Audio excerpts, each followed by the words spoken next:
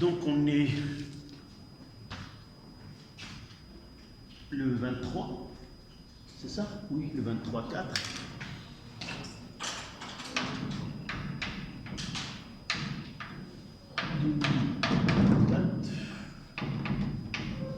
Deuxième bac, sciences français 2. Voilà. Donc on va essayer de faire un exercice d'application du mouvement plan. D'accord? Donc là, application.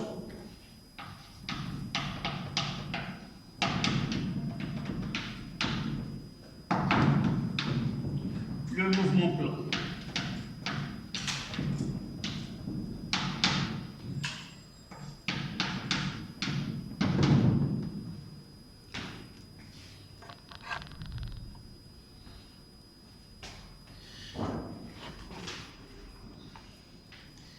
Donc c'est une application de la deuxième loi de Newton, sauf que dans ce cas-là, je rappelle un petit peu ce que nous avons déjà traité. En appliquant la deuxième loi de Newton à un corps en mouvement, nous avons pu constater qu'il y a deux types dans notre programme, deux types de mouvements. Soit que le mouvement est rectiligne, soit que le mouvement s'effectue dans un plan. Évidemment, dans cette partie-là, nous avons pu constater que le mouvement vertical, c'est un mouvement vertical, c'est par exemple la chute libre. Nous avons constaté que la chute libre, c'est un mouvement vertical, rectiligne uniforme, du fait que, rectiligne uniformément varié, du fait que le vecteur G, qui est l'accélération de l'apesanteur, et la vitesse initiale sont parallèles. Mais lorsque la vitesse initiale avec laquelle le corps entre en mouvement n'est pas parallèle à G, alors dans ce cas-là, on se met dans un mouvement qu'on peut l'appeler mouvement plan. Donc, au cours de cet exercice, on va revoir tout ce que nous avons pu traiter dans le cours. Donc, l'exercice, c'est l'étude du mouvement d'un pigeon d'argile. Un pigeon d'argile, évidemment, cet exercice, on peut le voir comme un sport. Il y a des clubs qui permettent d'apprendre aux gens comment tirer, comment réaliser une chasse de pigeons. Sauf que dans ces centres sportifs, on n'utilise pas des pigeons, mais ce sont si vous voulez, des galettes en argile, ce sont des morceaux en argile circulaires de masse bien déterminée. Un appareil le jette dans l'espace et le sportif essaie de l'atteindre avec une balle. D'accord? Donc l'exercice, le voici. On étudie le mouvement d'un pigeon d'argile lancé pour servir de cible à un tireur de balles rapide. Le pigeon d'argile de masse MP, c'est 100 grammes ou 0,10 kg, assimilé à un point matériel M, lancé avec un vecteur initial, vecteur vitesse initiale, V0P, de valeur V0 30 mètres secondes moins 1, faisant un angle de 45 degrés par rapport à l'horizontale. Le participant situé en A tire verticalement une balle de masse MB qui est égale à 0,020 kg avec un fusil. La vitesse initiale de la balle est VBO est égale à 500 mètres secondes moins 1. La balle assimilée à un point matériel B part d'un point A tel que EA est égal à 45 mètres. Les vecteurs vitesse ne sont pas à l'échelle du schéma, on va faire un schéma. Onde G est égal à 10 mètres secondes moins 2.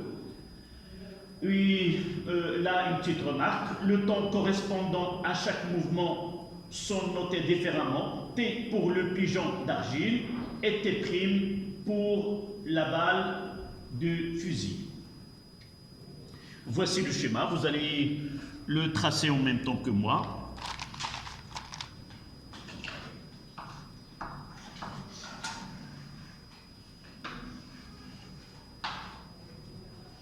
là c'est Y, et là c'est X.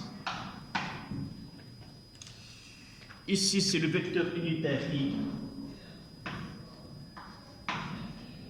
Ici c'est le vecteur unitaire J.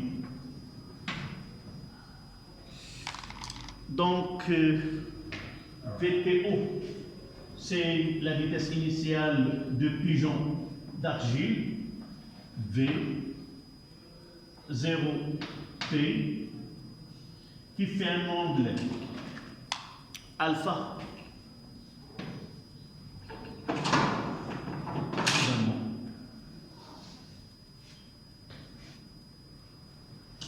Là, on a un point A, où il y a le sportif. On voit avec une vitesse V0, B, vers une cible ici. Là, c'est le pigeon d'argile.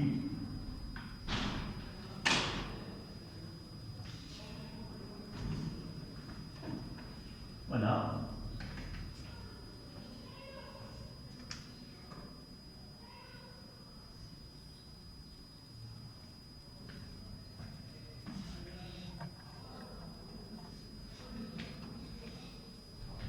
Évidemment, si nous essayons de compléter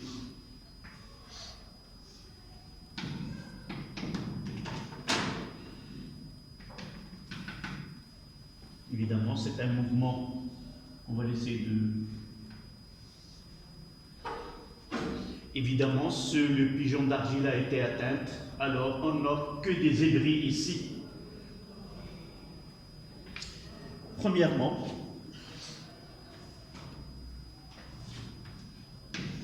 première partie, étude de mouvement de pigeon d'argile. Étude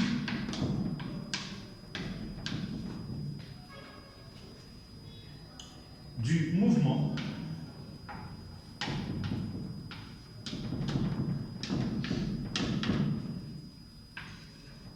de pigeon d'argile.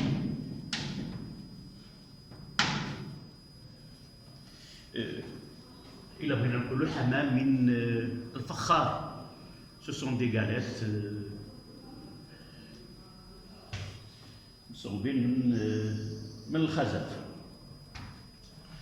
donc première partie, c'est étude de mouvement de pigeon d'argile.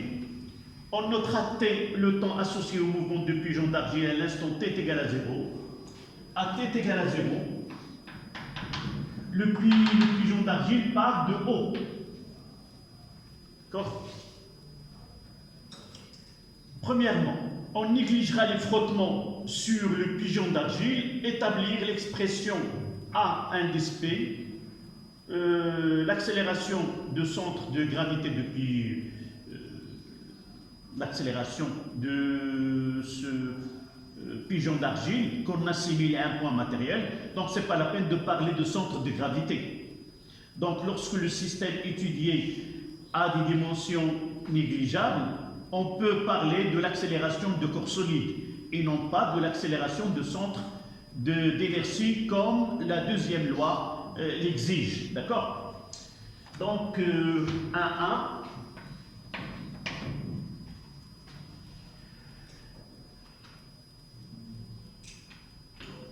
En appliquant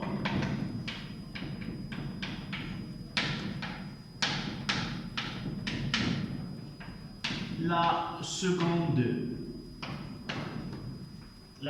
loi de Newton,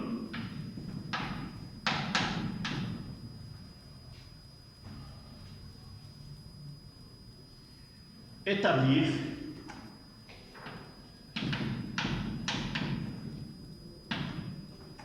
l'expression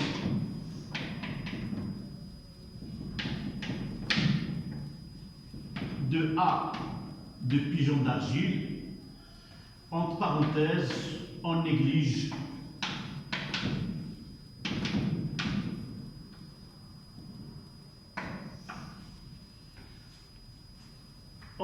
les frottements sur le pigeon. On néglige les frottements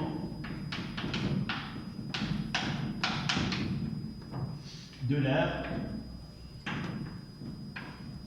sur le pigeon d'argile.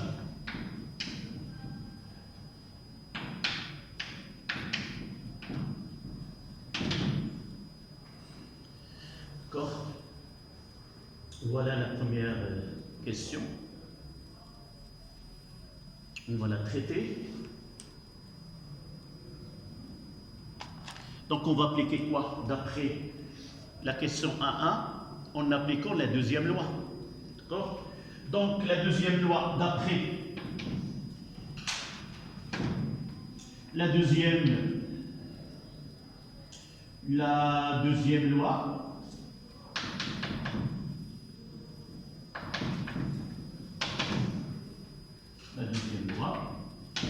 dites-moi ce que je dois écrire.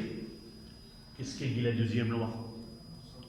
C'est exact. Somme des forces extérieures exercée au système étudié est égale à MA, et dans ce cas-là, on va appeler l'accélération AP. On va voir comment ils ont noté la masse. Ils ont noté la masse MP. Donc là, je dois ajouter ici MP. Parce que tout à l'heure, on va utiliser la balle, et la balle, il a une masse MB. MP, ça veut dire la masse de pigeon d'argile, MB, ça veut dire la masse de la balle. D'accord? Donc, qu'est-ce qu'on va écrire maintenant? Le système étudié, c'est quoi? Le pigeon d'argile. Donc, système étudié, c'est le pigeon d'argile CP. Force exercée, bilan des forces.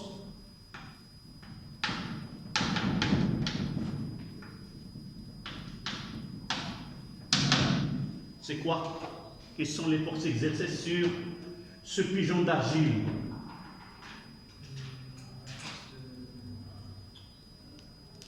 La première des choses qu'on doit penser, c'est le poids. Par la suite, on va essayer de chercher dans quel milieu se réalise et dans quelles conditions se fait le mouvement.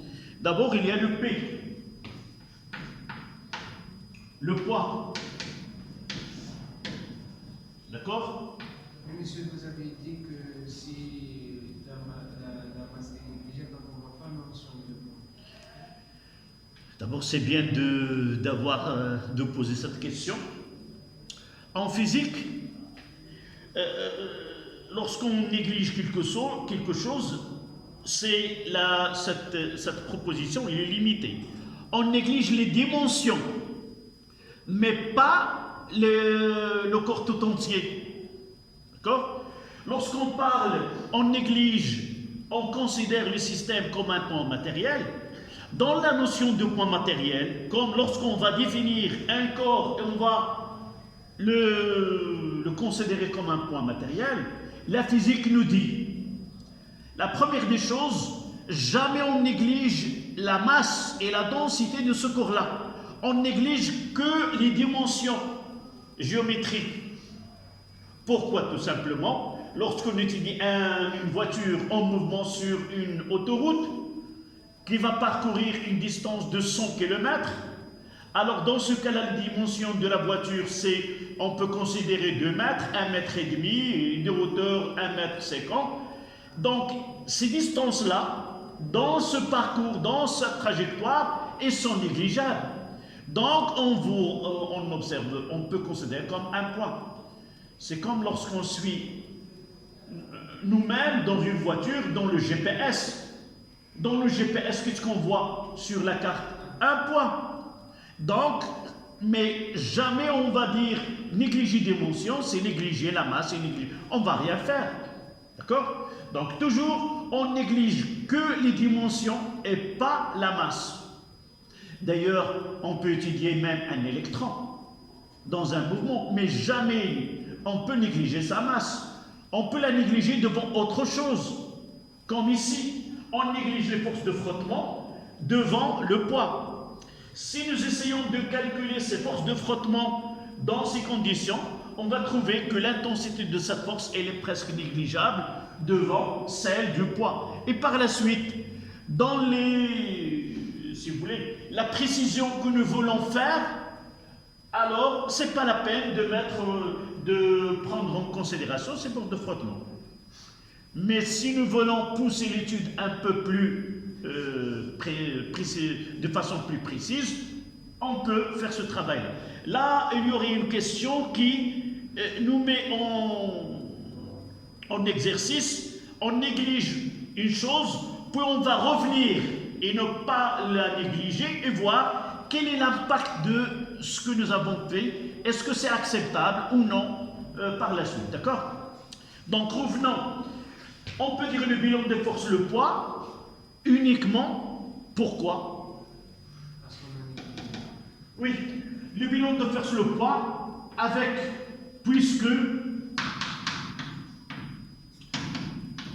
puisqu'on a négligé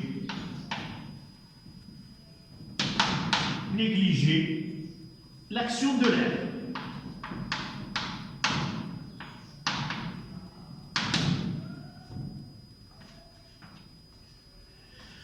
Évidemment, lorsqu'on parle négliger l'action de l'air, en réalité, on néglige non pas les forces de frottement fluide, mais aussi la poussée d'Archimède. D'accord? Ici, on néglige l'action de l'air, on néglige les deux. Mais généralement, la masse volumique de pigeon d'argile, elle est très grande devant celle de l'air, et par la suite, on ne parle pas de la poussée d'Archimède dans un tel cas. D'accord?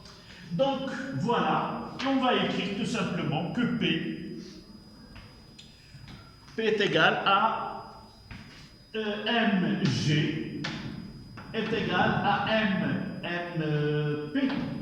et la mp fois a, je l'écris ici, fois ap. Et vous constatez, en simplifiant par m, on aura le vecteur accélération ap est égal à vecteur accélération de la pesanteur.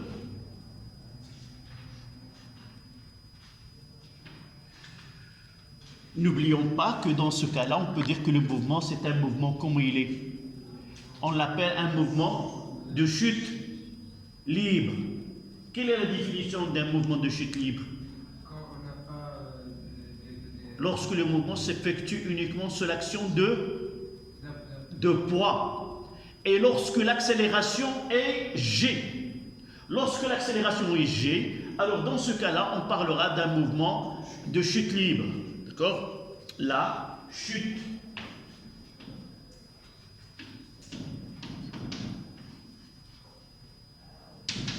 Chute libre. Et si nous essayons de faire la projection de G, là, qu'est-ce qu'on aura? On peut dire G, si nous voulons la représenter sur le schéma. Nous avons déjà parlé de champ de pesanteur. Champ de pesanteur, on peut le considérer uniforme localement. Par exemple, ici au laboratoire, on peut considérer n'importe quel point ici au laboratoire. L'intensité, elle est la même, la direction, elle est verticale et le sens vers le bas. Donc ici, G, voilà G. En supposant que là, c'est le sol, évidemment. Là, c'est le sol. D'accord? Et par la suite, on écrira que AP, comment il est dans ce référentiel qui a été donné par l'exercice. Ici, évidemment, en passant de là à là, on doit utiliser un référentiel galiléen. Et puisque là, dans la projection, puisque le temps de mouvement est relativement petit, donc on peut considérer que le repère lié à la Terre, ou ce qu'on appelle le référentiel terrestre, est un référentiel qui est galiléen. Et on écrira que AP est égal G, elle est portée par Y vers le bas, c'est moins G porté par J, le vecteur unitaire. Voilà le vecteur accélération de pigeon d'argile. C'est vertical, dirigé vers le bas.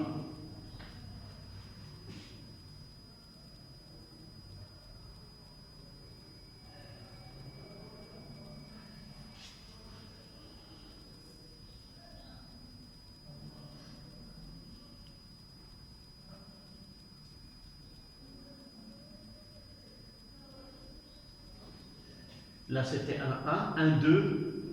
Il nous demande d'établir les composantes de vecteur vitesse.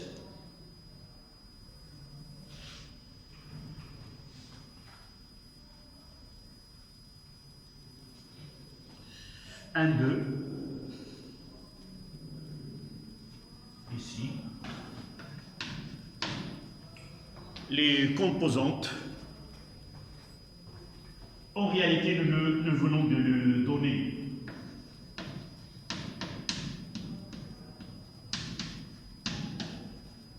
De AP. Donc, dans OIJ, AP est là 0 sur X et moins G sur Y.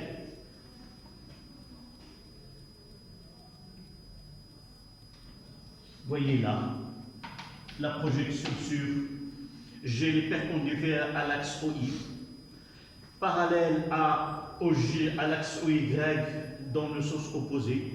Donc sa projection est égale à moins l'intensité de G.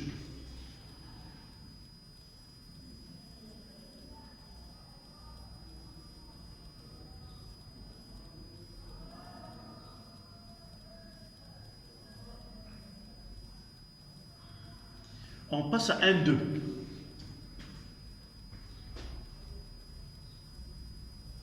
Donc là,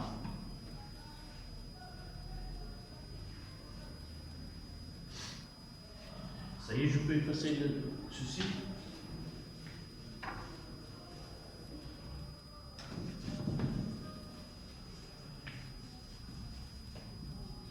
Donc 1, 2.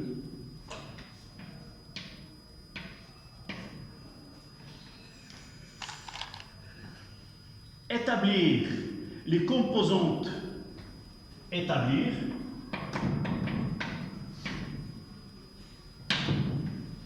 les composantes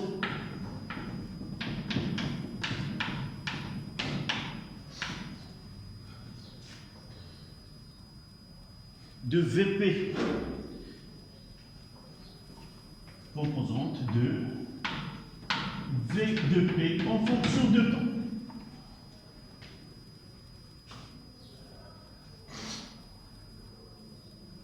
Donc, OIJ, établir les composantes de vecteur vitesse de pigeon d'argile dans le repère OIJ.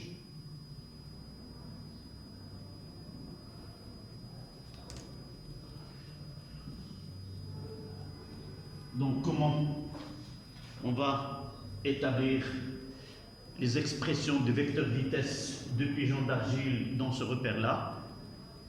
Évidemment, ce qu'on va utiliser, c'est la question A1.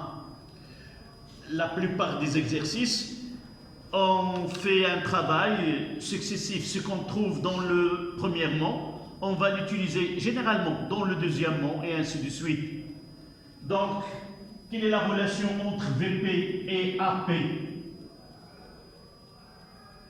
L'accélération AP, c'est D de VP sur DT. D de VP sur DT. C'est la dérivée. D'accord? Ce qui va me permettre d'écrire les composantes de A, c'est 0 ici, et moins G là, doit être égal à D de VP sur X sur DT est là d de Vp y sur dt.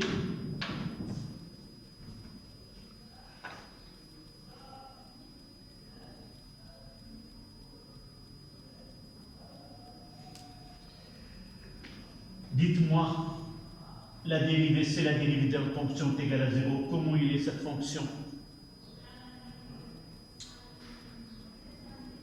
Dérivée nulle.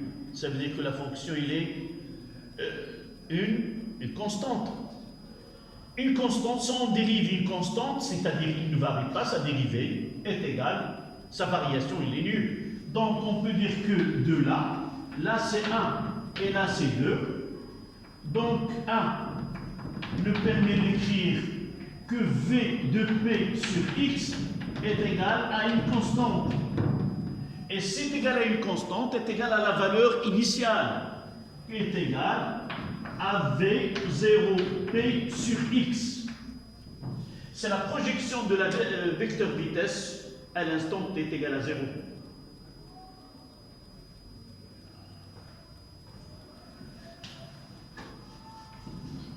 D'accord? Et de là, quelle est la projection de V? Revenons ici. La projection, c'est celle-là, V0x. Si j'essaie d'utiliser là c'est V0P sur X. C'est-à-dire, c'est le côté adjacent de ce triangle-là. Le côté adjacent sur l'hypoténuse, c'est V0 cosinus. Si nous prenons, le cosinus c'est le côté adjacent et le sinus c'est le côté opposé. Donc la projection sur Y, il va nous donner on utilisera le sinus. Donc de là, on va écrire que Vpx est égal à V0p fois cosinus de alpha. Voilà la composante de Vp.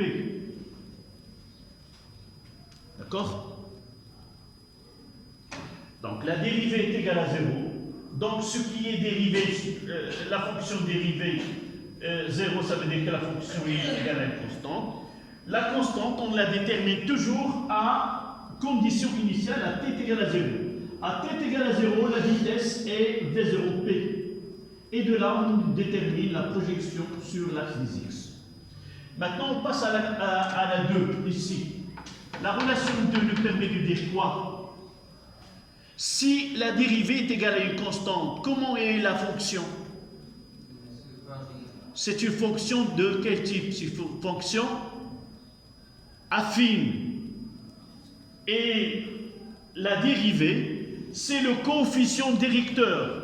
Donc, si la dérivée est égale à moins g, alors Vp sur y est une fonction affine du temps, évidemment, dont le coefficient directeur, c'est moins g. Donc, de là, on va écrire que Vpy est égal à moins g fois t plus la constante V0p sur y.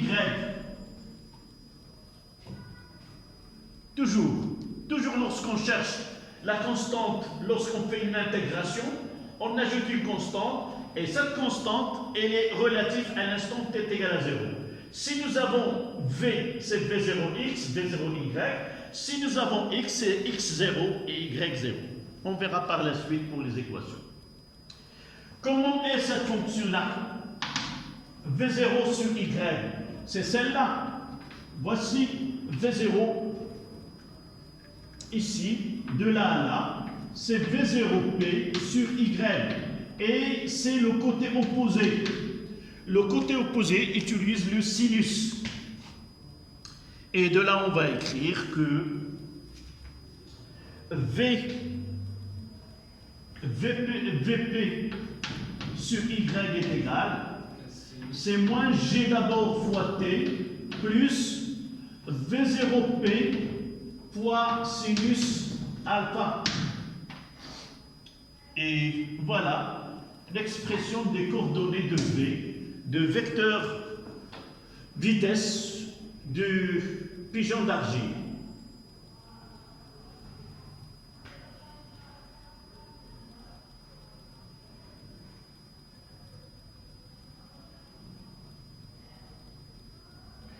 Ils n'ont rien demandé sur la nature du mouvement, mais on peut faire une petite remarque, c'est que ce mouvement est un mouvement qui est composé.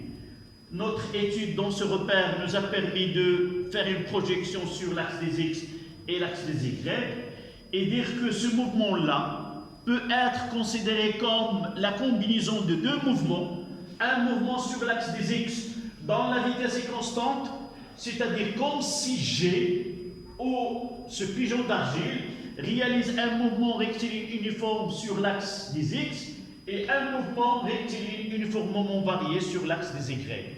Les deux ils vont nous donner ce qu'on aura par la suite, un mouvement plan. D'accord? Donc ici, une petite remarque.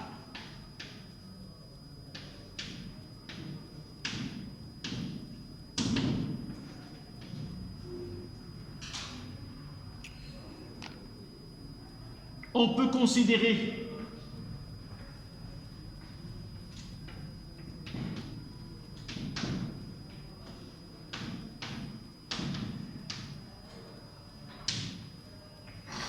que P réalise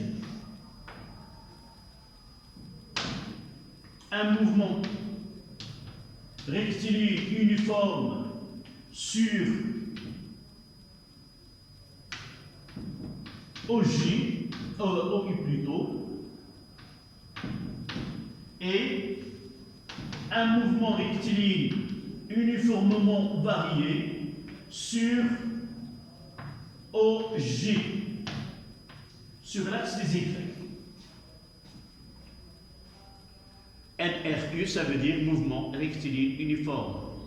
NRUV, ça veut dire mouvement rectiligne uniformément varié.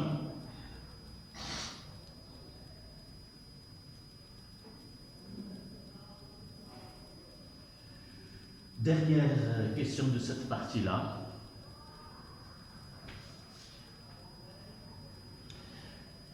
C'était 1,2, maintenant 1,3. 1,3, c'est établir les composantes XP et YP pour le vecteur position OP dans le repère OXY en fonction de temps et en déduire l'équation de la trajectoire. Donc je vais effacer cette partie-là, 1, 2.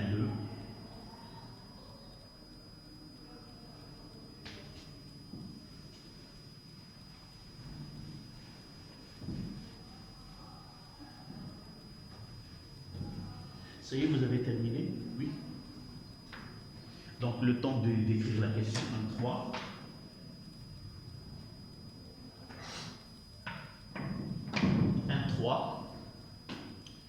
Établir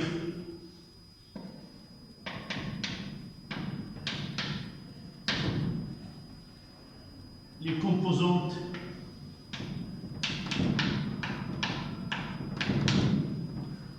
de vecteur OP, vecteur position. P, ça veut dire c'est le pigeon d'argile, vecteur position. Et en déduire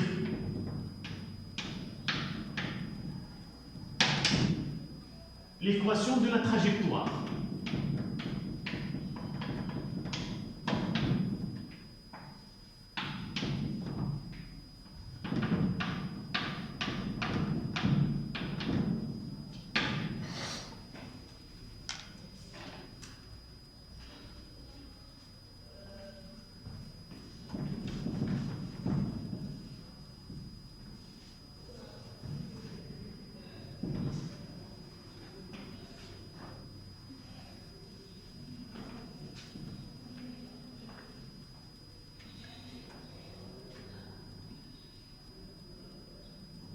C'est le même travail que nous venons de faire. 1, 2. Donc, OP,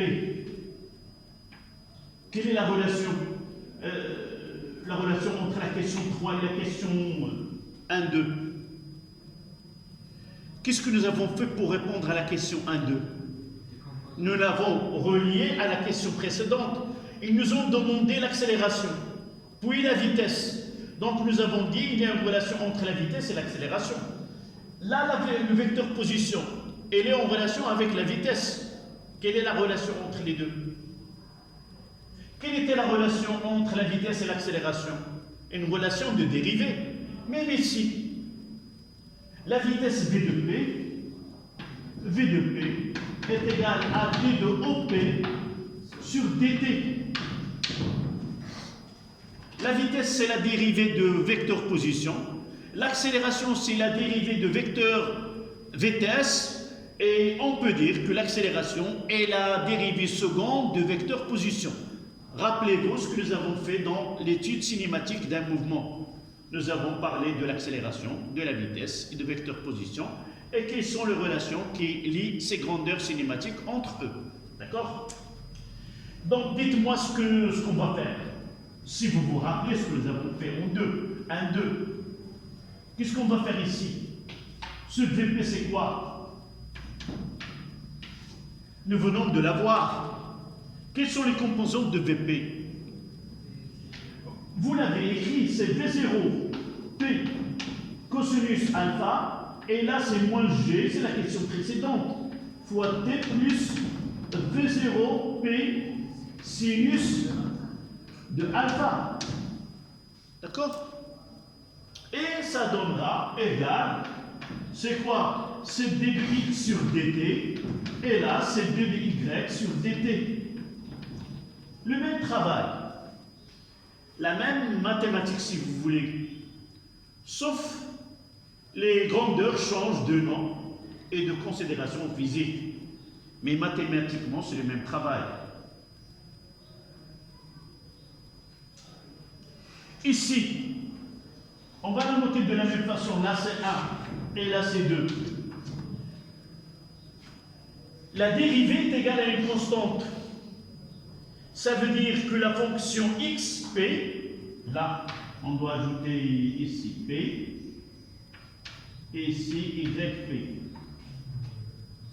Donc la relation 1 nous donne que xp de t est égal à, là la dérivée est égale à une constante, ça veut dire que xp c'est une fonction qui est affine dans le coefficient des vecteurs, c'est celui-là, v0p cosinus alpha, donc est égal à v0 p cosinus alpha fois t plus une constante relative à x, c'est x0p. À l'instant t est égal à 0, x0 là est égal à 0. Donc, avec x0p est égal à 0, d'après les données.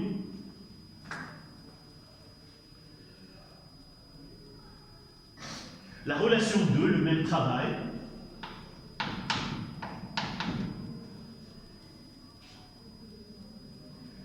Rappelez-vous, nous avons déjà parlé d'un mouvement rectiligne uniformément varié, que l'équation horaire du mouvement, c'est moins 1 demi, c'est 1 demi A t au carré plus V0. Vous voyez, c'est le même travail. Où on fait les mathématiques. Donc là, la primitive de celle-là, ça sera quoi? Donc y p de t est égal. Celle-là, c'est g fois t au carré sur 2. C'est moins g sur 2 fois t au carré. Et celle-là, une constante, la fonction primitive, c'est quoi? T plus V0 p sinus alpha fois t plus une constante. Mais on va écrire avec y0p est égal à 0. C'est-à-dire, à l'instant t est égal à 0, le pigeon d'argile était à l'origine de repères. Et par la suite, les coordonnées de P à l'instant t est égal à 0, c'est 0, 0. Voici les deux équations horaires du mouvement. Là sur l'axe des x et là sur l'axe des y. D'accord? Il nous reste à établir l'équation de la trajectoire.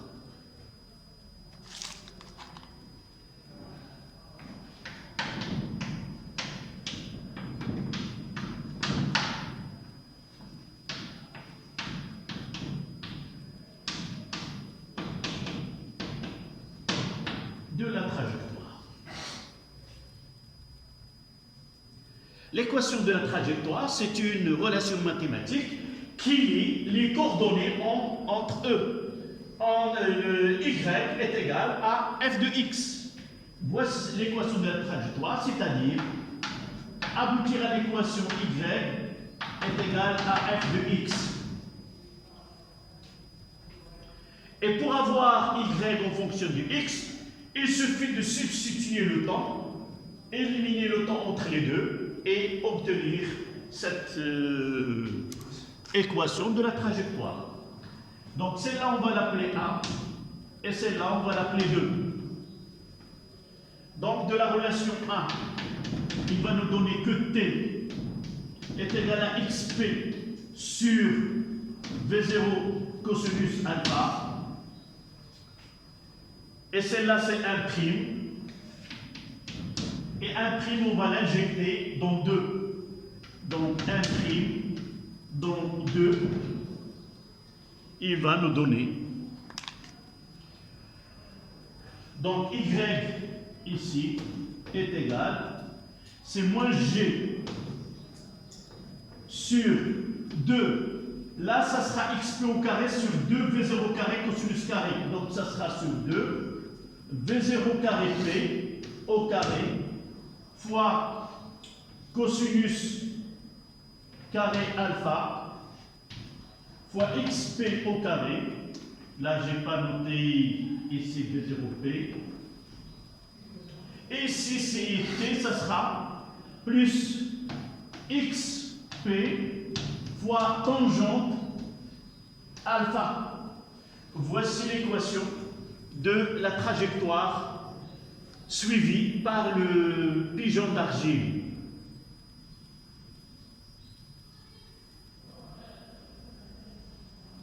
Et vous voyez, c'est une équation de second degré. Donc, mathématiquement, ça répond à une parabole. Et par la suite, on dira que le mouvement de pigeon d'argile est un mouvement parabolique. Si l'équation de la trajectoire est une fonction de forme y est égale à ax au carré plus bx plus c, dans ce cas-là, on dira que le mouvement est parabolique. D'accord? Mouvement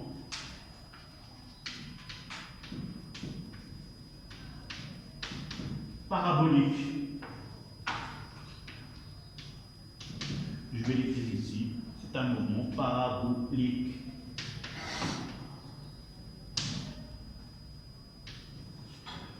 Puisque la forme mathématique de la fonction est décrire une parabole.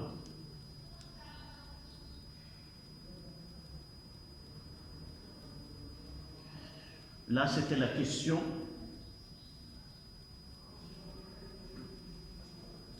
Ça, c'était la première partie, évidemment. Étude de mouvement de pigeon. Maintenant, on va passer à la question 2, la partie 2.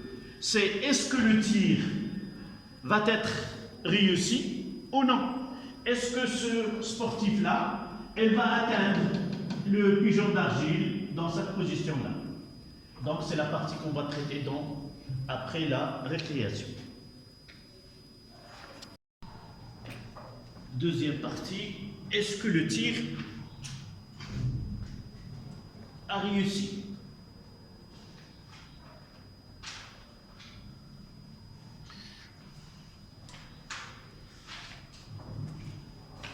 On refait le schéma une deuxième fois. Ici, le titre c'est tir réussi.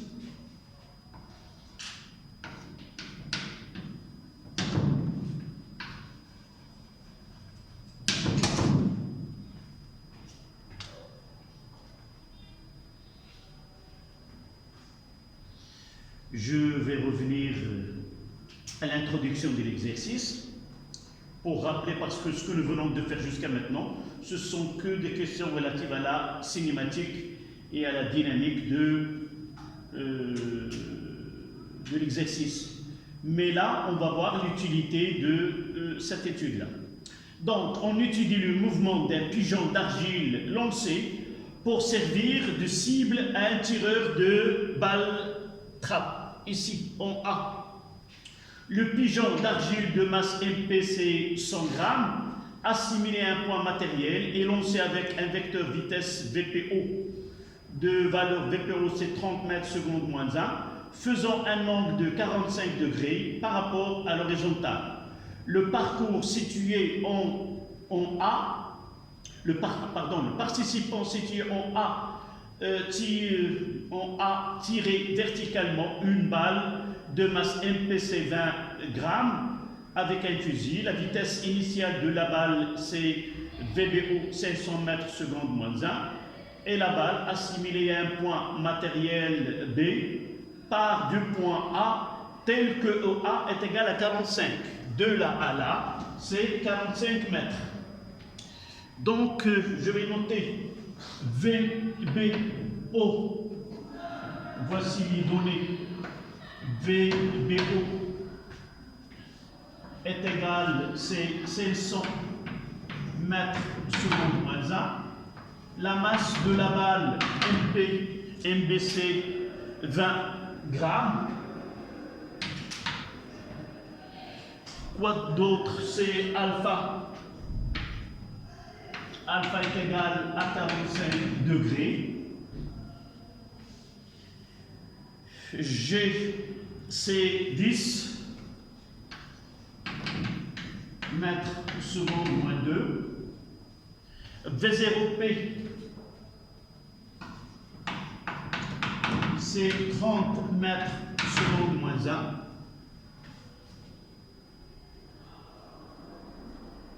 C'est exact. La masse MP, c'est 100 grammes. Voilà les données numériques qu'on peut utiliser. Et maintenant, on passe à la partie 2. C'est tir réussi. La première question, c'est 2-2. 2-1 plutôt. Quelle est l'abscisse XC du point d'impact C? Voici le point d'impact, c'est là. Déterminer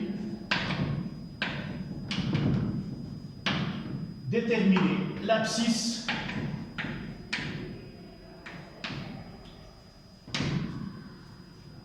XC du point d'impact, le point où la balle touchera le pigeon d'argile. D'accord? La question, on fera question par question. Donc, comment détermine-t-on l'abscisse du point d'impact C, c'est-à-dire XC? Vous voyez que le tireur, il est là, le participant, et lance verticalement, c'est-à-dire là. Et s'il touche le pigeon d'argile est là, donc la projection orthogonale de C sur là, ça sera XA. Donc par donnée, par construction, XC aura 45 mètres. Puisque ce point appartient à la trajectoire. Ici c'est XA, et là, XC. Et là, c'est YC. Donc on dira la projection orthogonale du C sur l'axe des X dans XA. Donc la projection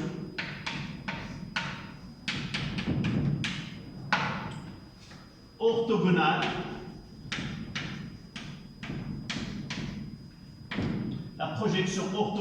de C sur du point C sur OI nous donne XC est égal à XA.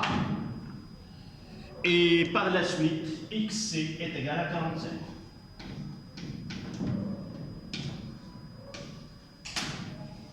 Voilà l'abscisse du point d'impact entre la balle, si vous voulez, l'impact du pigeon d'argile et la balle. Deuxièmement,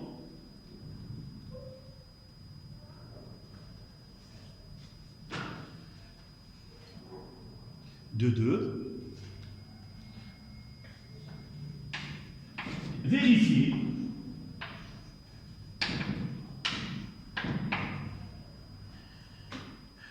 Vérifier à partir de XC que le temps de vol de pigeon d'argile est delta de T. Vérifier que le temps de vol de pigeon d'argile, évidemment, entre la lancée et le point d'impact, entre les deux, les points d'argile, est delta de T est égal à 2,1 secondes.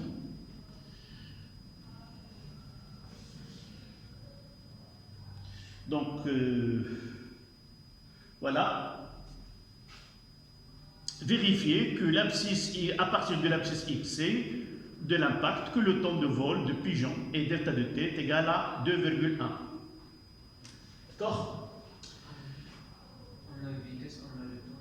Donc, nous avons les équations là, ils donnent le temps. On va revenir à des équations dans lesquelles il y a le temps. Si nous revenons à les équations horaires, nous savons que OP est là sur X quoi? Ici c'est V0 cosinus alpha fois T, et là c'est moins G plus V0 sinus alpha fois T. Voici les équations horaires du mouvement. D'accord? Et donc,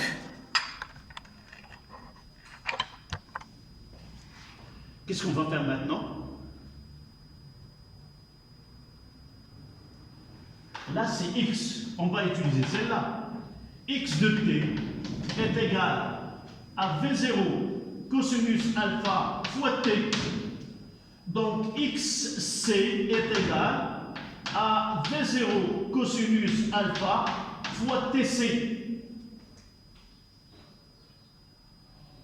Donc, l'instant où le pigeon d'argile atteindra le point C, c'est TC, est égal à XC sur V0 cosinus alpha. Et on va faire application numérique. T de C est égal XCC 45 divisé par V0 sur 30 fois cosinus de 45. Avec une calculatrice, on vérifie d'abord la valeur de TC. Donc 45 divisé par 30 divisé par cosinus de 45. Vous avez fait les calculs? 2,8. Oui, on prendra 45 divisé par 30 divisé par le cosinus, c'est 0,7 divisé par le cosinus de 45, c'est 0,7.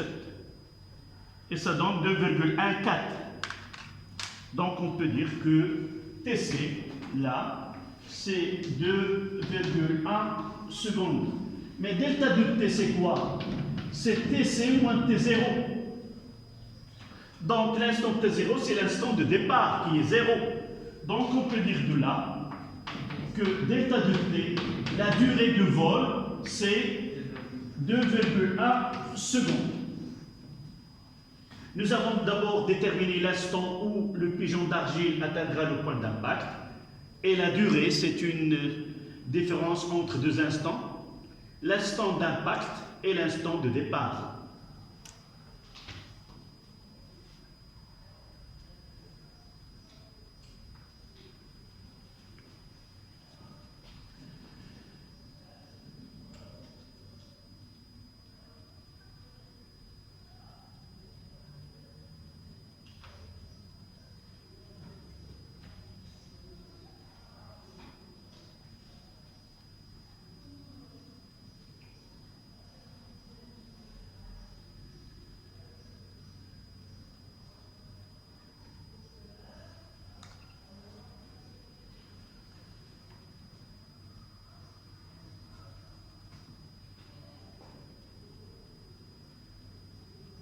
Ça y est.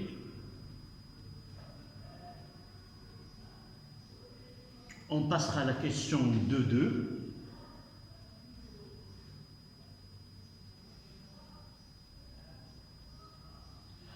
De 2.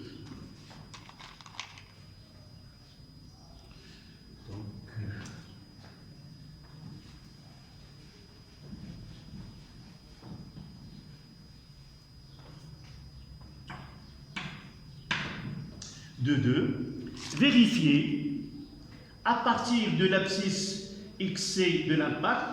Non, quelle est l'abscisse de XC, nous l'avons défini. De 2, vérifier à partir de que le temps nous l'avons fait. 2, 3 maintenant. De 3, c'est en négligeant toutes les forces qu'elles exercent sur la bille, sur la balle, en exerçant, on néglige, voilà, on néglige les forces exercées sur la balle de tir, exercée sur la balle, exercée sur la balle, petit a, que peut-on dire de son accélération Hg? Que peut-on dire? Que peut-on dire de A, l'accélération de V? Que peut-on dire de l'accélération AB? Peut-on dire que la vitesse VB? Que peut-on dire de AB? Et la question pour ne pas particulière, peut-on dire que peut-on dire de sa vitesse VB? Déterminer la vitesse VB. Donc, que peut-on dire de AB? Et déterminer, voilà, et déterminer le module de VB. Et déterminer la vitesse de la balle dans ces conditions-là.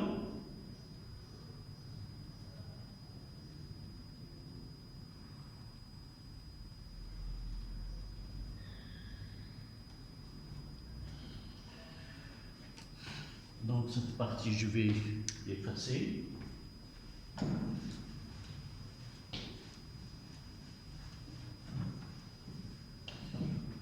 Qu'est-ce qu'on entend par on néglige toutes les forces? On néglige les forces exercées sur la balle.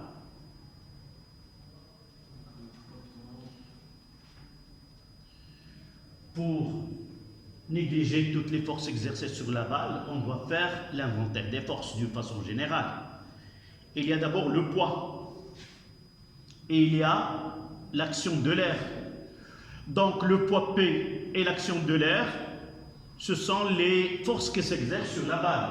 Donc si on néglige toutes ces forces-là, toutes les forces sur lesquelles, toutes les forces qui s'exercent sur la balle, qu'est-ce qu'on aura somme des forces? Est égal à quoi? Est égal à 0. Donc en négligeant toutes les forces exercées sur la balle, négliger toutes les forces exercées sur la balle, ça veut dire que somme des forces extérieures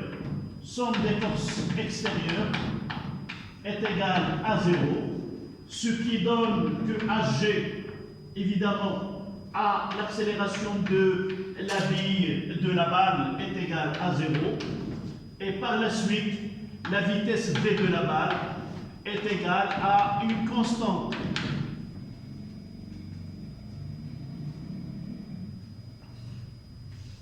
Il garde la même vitesse. Et s'il est constant, ça veut dire que VB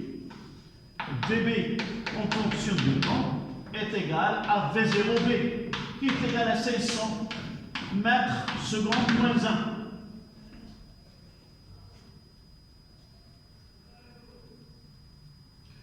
si nous avons négligé toutes les forces, même le poids. Généralement, on néglige les forces de l'air ou autres, mais dans ce cas-là, même le poids, on les néglige. Évidemment, ceci, on le voit même dans le mouvement d'une charge dans un champ électrique ou dans un champ magnétique. On néglige le poids aussi devant une autre force qui est la force magnétique ou la force électrique. Malheureusement, cette année, on ne va pas étudier le mouvement d'une charge dans un champ magnétique, mais on travaille le mouvement d'un corps solide dans le champ de pesanteur. Donc ça, c'était la question de 3. Donc le mouvement, il est rectiligne. La balle, on peut dire que la balle a un mouvement rectiligne uniforme.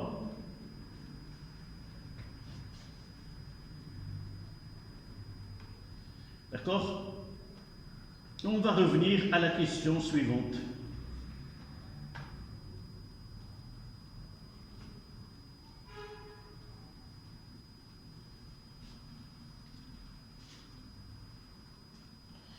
La question de 4, c'est calculer delta de T', le temps de vol de la balle jusqu'à l'impact, connaissant l'ordonnée de points de l'impact YC qui est 22 mètres.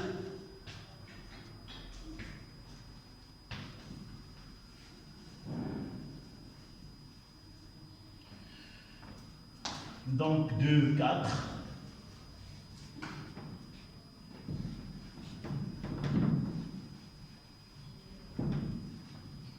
Là, on a simplifié le calcul. On nous a donné les coordonnées du point C. Donc la question, je vais formuler la question. C'est 2, 4.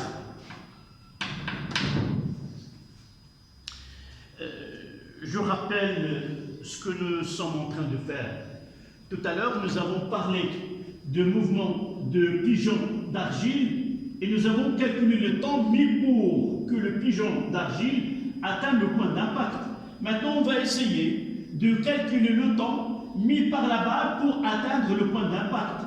D'un côté, il y a un temps pour atteindre un point C et de l'autre côté, il y a la balle qui va atteindre le point C. Là, c'est delta de T que nous avons trouvé 2,1 secondes. On va essayer de calculer delta de T', le temps mis par la balle pour atteindre le point C. D'accord? Donc, ce que nous avons, dans ces conditions, nous avons un mouvement qui est, c'est la vitesse. Ici, YC a été donné combien? C'est 22 mètres.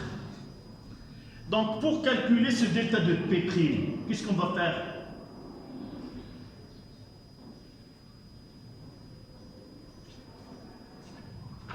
Comment est le mouvement de la balle?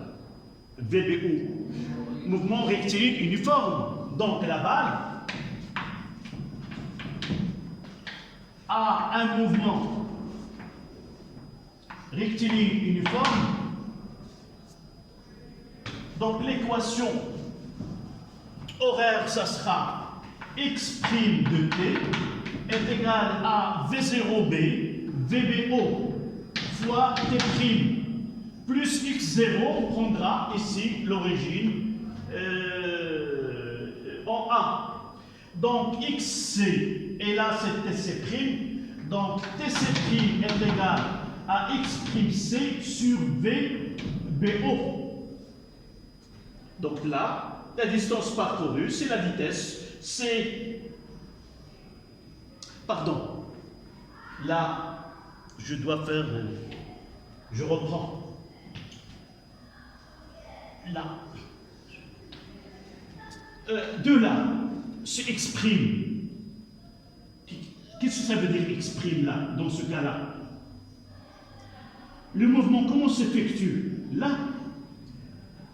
Donc en réalité, pour ne pas avoir une confusion avec ce mouvement ici, donc on doit avoir le mouvement de la balle, comment il est?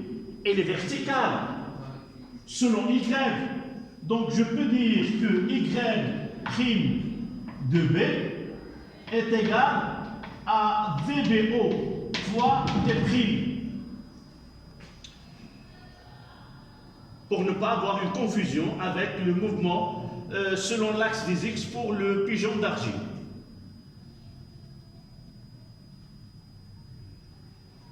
Là, ils nous ont donné, donc ce Y.C est égal à VBO fois T'. J'ai dit, ils nous ont facilité la tâche en donnant YC. Y''C est égal à YC est égal à 22 mètres.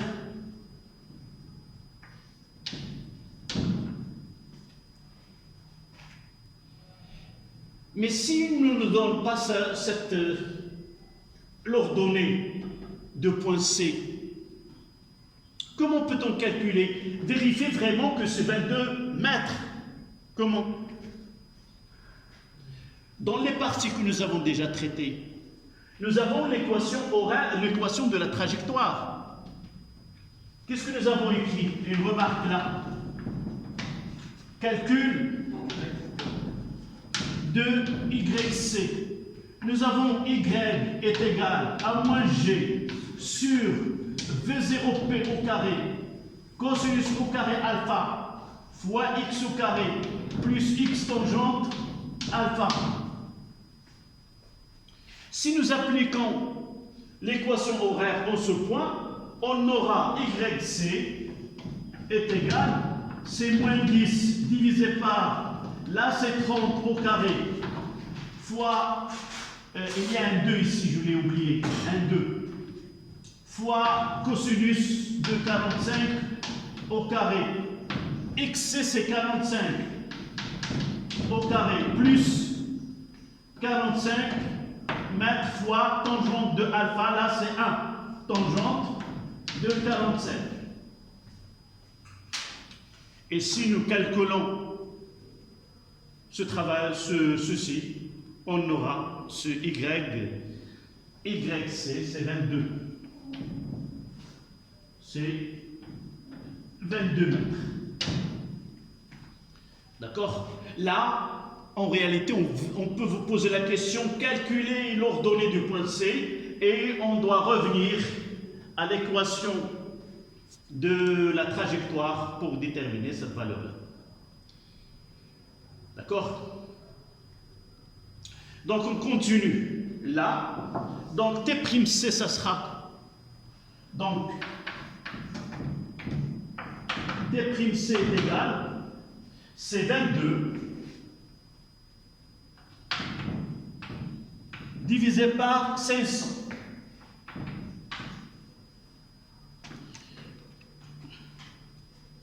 « 22 divisé par 500.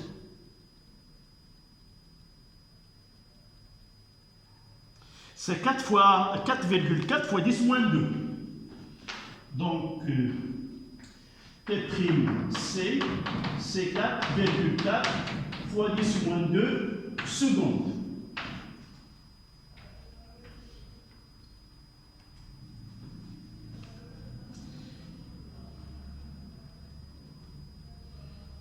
C'est presque 44 millisecondes. De là à là.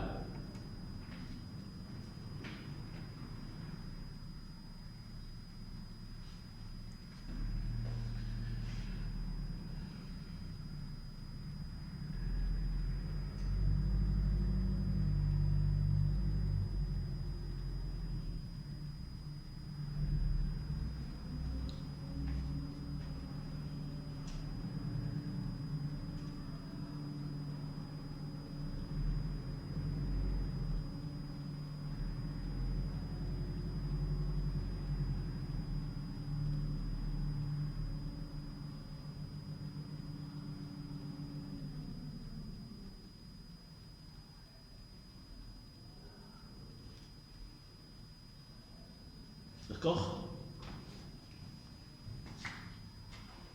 La question 2.5, c'est comparer delta de t et delta de t'. Évidemment, ici, on n'écrira que delta de T' est égal à T'C moins T' 0. Et ça sera 4,4 fois 10 moins 2 secondes. Donc on prendra l'instant initial, c'est 0, et on aura delta de T' est égal à 4,4 10 moins 2 secondes.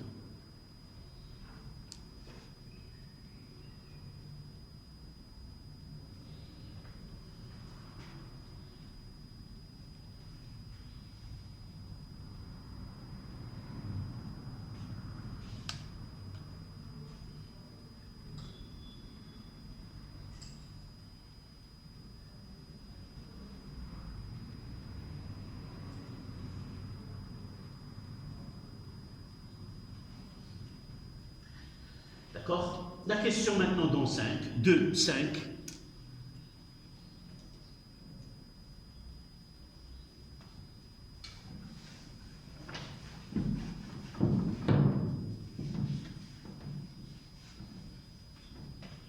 De 5, comparer et conclure. 2, 5, comparer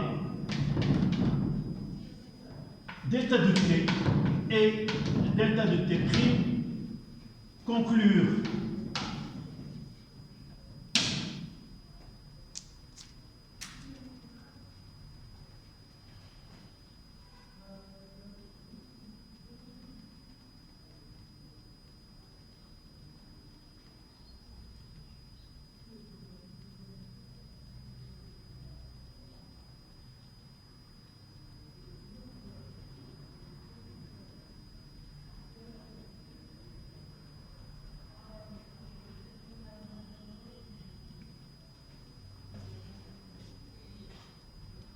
Ça y est, je peux passer cette partie.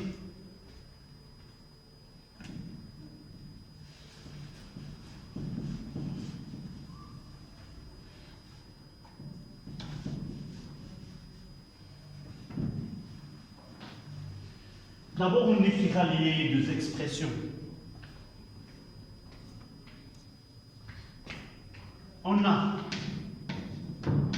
delta de T est égal à 2,1 secondes et delta de T' est égal 0,044 secondes. D'accord?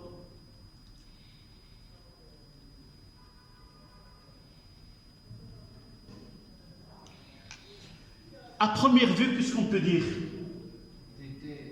Delta de T', elle est très petite devant delta de T. Donc on peut dire que la delta de T' est négligeable.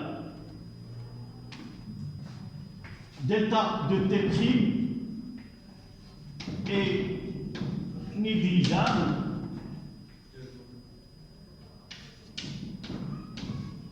devant delta de T.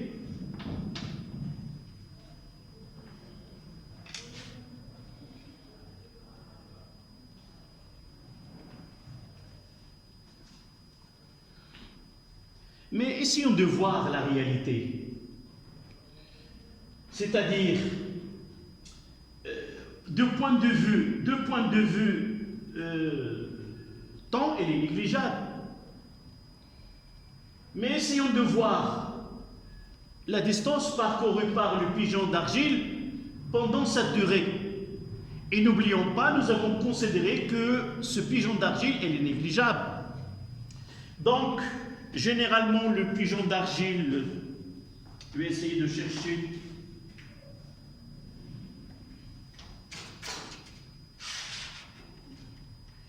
un exemple.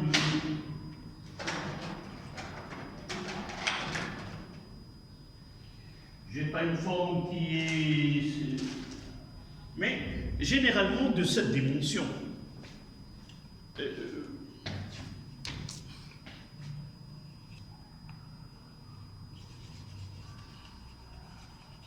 D'accord? En argile, en terre cuite. Donc, de là, donc il a une dimension. Et là, il tire la balle. Donc, celle-là arrive à 2 virgules, mais celle-là, il demande un temps. Donc, si nous essayons de calculer le déplacement de là pendant cette durée-là, à quoi il est égal? Quelle est la distance parcourue par le pigeon pendant le départ de la balle ici? 22. Non. Non, là, il arrive à là, c'est 45 et 22. Une fois qu'il arrive ici, celui-là part. D'accord? Il demande un temps. Là, c'est 2,1. Lorsqu'il arrive ici, là, il demande 0,044 secondes. Et il y a un décalage. Ça demande 2 temps. Pendant que la balle, ici, part, il arrive, celui-là, pendant sa durée, il se déplace. On va essayer de calculer combien. Comment peut-on calculer la distance parcourue selon l'axe des X par ce pigeon d'argile? Nous avons les équations. X est égal à V0P cosinus alpha fois T.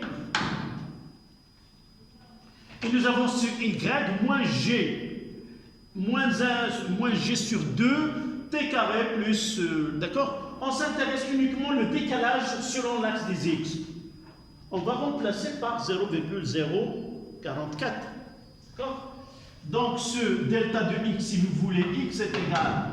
C'est V0, c'est combien? C'est 30 fois cosinus de 45 fois 0,044. Ça, c'est le déplacement à partir de C. C'est-à-dire 30 cosinus de 45 fois 30 fois 0,044. Ça donne combien? 0,933. X 0,93 mètres. Ça veut dire c'est 93 centimètres.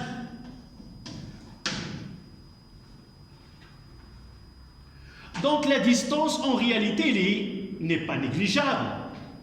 Du fait que de dimension de pigeon, là on prendra 10 centimètres, mais le temps que pour atteindre la cible, celle-là, elle se déplace de cette distance-là. Et par la suite, pour atteindre le pigeon d'argile, il doit tirer avant qu'elle soit à la verticale. D'accord? Donc, vous écrivez aussi une petite phrase.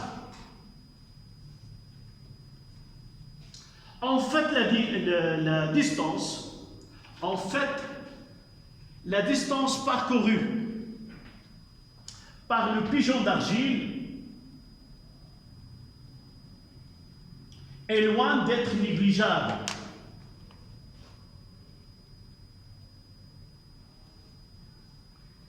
Elle parcourt horizontalement une distance de 93 centimètres.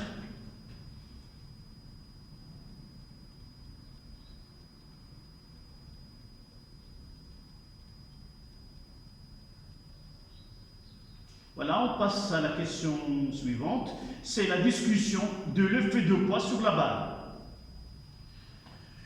La partie qu'on vient de traiter, on a négligé le poids et nous avons pris que le mouvement il est rectiligne uniforme. Maintenant, on va essayer troisième partie, discussion sur l'effet de poids de la balle.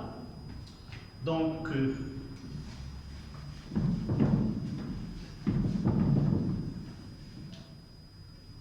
troisièmement,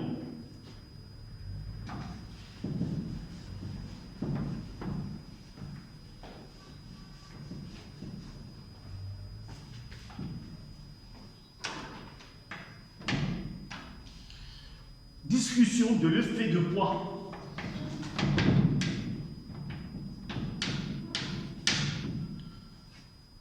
Pardon, discussion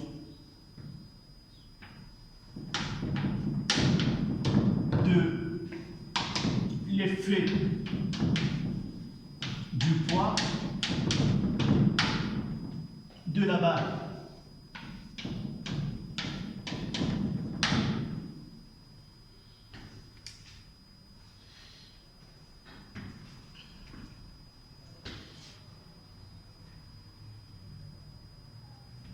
C'est-à-dire qu'on néglige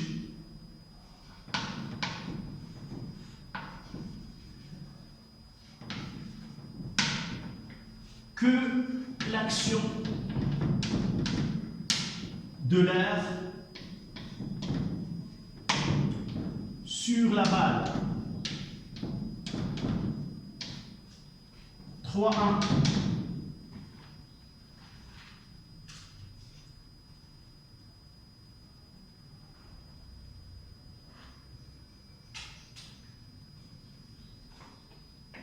Vérifier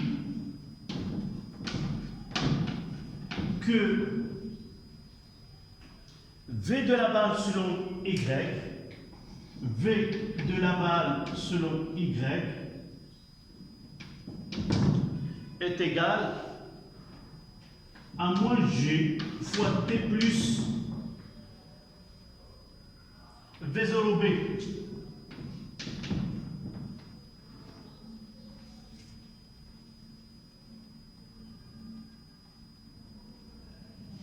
Voilà.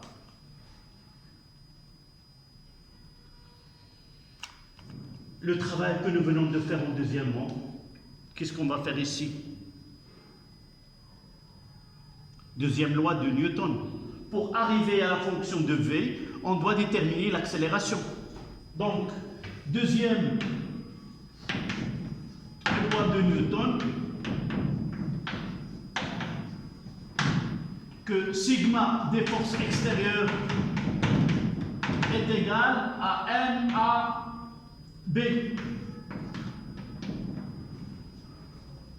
Cette fois-ci, on ne va pas mettre 0. Tout à l'heure, ils ont dit on néglige toutes les forces. Là, uniquement l'action de l'air. Et on garde le poids, on va faire une étude. Est-ce que vraiment la vitesse qu'on va trouver ici va être différente de celle que nous avons fait tout à l'heure? Et est-ce que nous avons raison de négliger toutes les forces ou non, on doit tenir compte de l'effet de poids? C'est ça la raison de cette partie-là. Donc, on aura P de B est égal à MB à B. Et de là, on tire que G est égal à A de B. C'est le même travail ici. Donc, on aura l'accélération de B, ça sera 0, et là, c'est moins G. La projection de G sur l'axe des Y.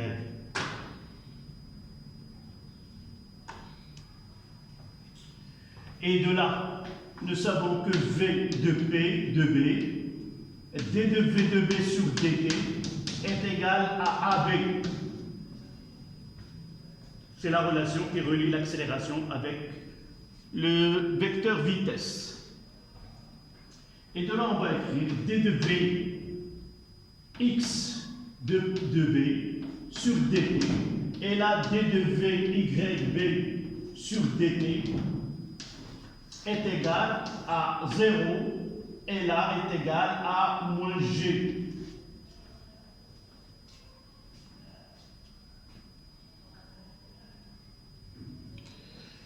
Par calcul, on aura ici Vxb est égal à une constante et Vyb est égal à moins V0, moins G fois T plus V0b sur Y.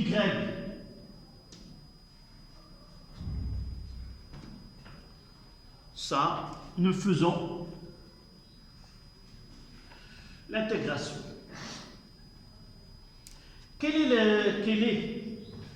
On fait égal à ça sera V0B sur X. C'est la projection de V0B sur X. Comment il est? Et 0. Le mouvement, il est rectiligne selon la trajectoire, c'est la droite qui est portée par VBO. Et par la suite, on n'aura que la dernière ici. Et vous voyez que là, je vais continuer de ce côté-là. Donc, VYB en fonction de temps égal, c'est moins G fois T plus V0B. Voici l'expression de la vitesse de la balle lors d'un montée vers le haut avec une accélération de l'apesanteur. C'était ça la question demandée. Et la dernière avec laquelle on va terminer, c'est calculer la vitesse VB lorsqu'elle atteindra le point C. La question suivante, c'est 3.2.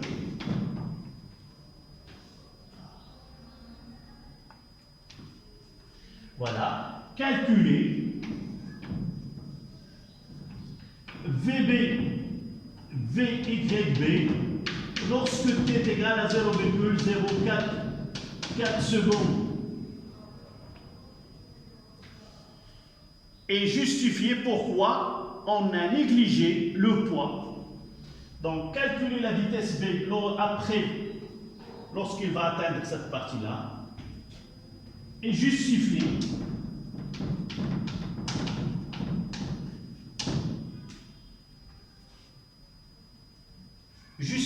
pourquoi nous avons utilisé,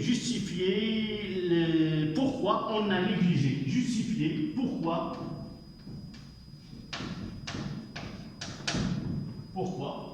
on a négligé le poids dans la partie 2, le poids de la balle, le poids de la balle dans deuxième.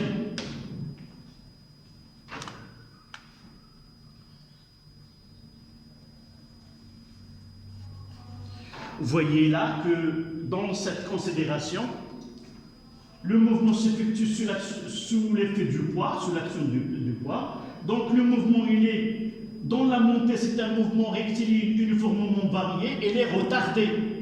Normalement, la vitesse commence avec 500, il va diminuer au cours de temps. On va essayer quelle est la valeur de V lorsqu'il atteindra le point C.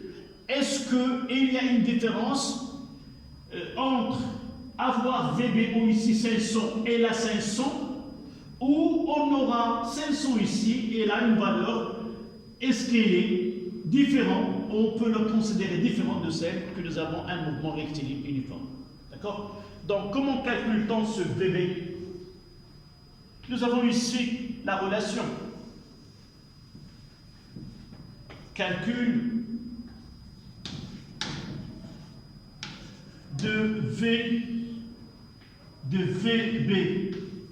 Y t est égal à 0,044 secondes. Quelle est la relation qu'on va utiliser? C'est celle-là. Là. VBY est égal à moins 10 fois T qui est 4 fois 0,044 plus 500.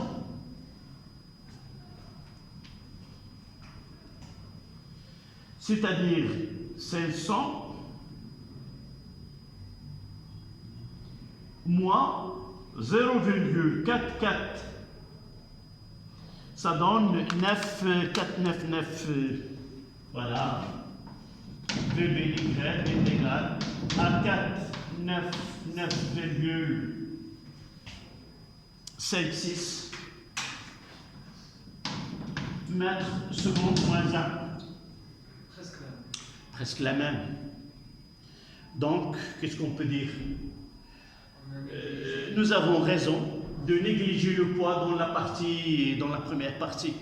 Donc, considérer le poids dans ce calcul, c'est uniquement deux calculs en plus, un travail de plus. Donc, il suffit de considérer que le poids est négligeable et par la suite, la balle a un mouvement rectiligne uniforme de la même vitesse de celle-ci. D'accord? Donc, vous pouvez écrire cette phrase.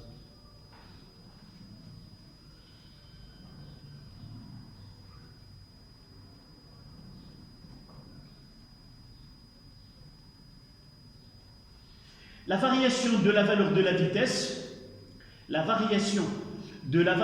vitesse, lorsqu'on tient compte du poids de la balle,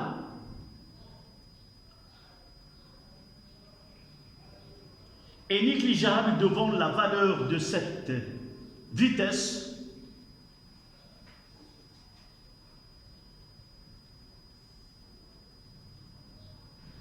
est négligeable devant. Donc, lorsqu'on tient compte de la balle est négligeable devant la valeur de cette vitesse, qui pourra donc être considérée comme constante, qui pourra donc être considérée comme constante pendant la durée de 0,044 secondes. De 0,044 secondes. Mais évidemment, si la hauteur est très grande, là nous n'avons que 22 mètres, mais si la YC elle est très grande, alors la vitesse elle va diminuer. Nous savons on aura un point où la vitesse elle va être nulle de la balle. D'accord? Voilà, merci pour le suivi.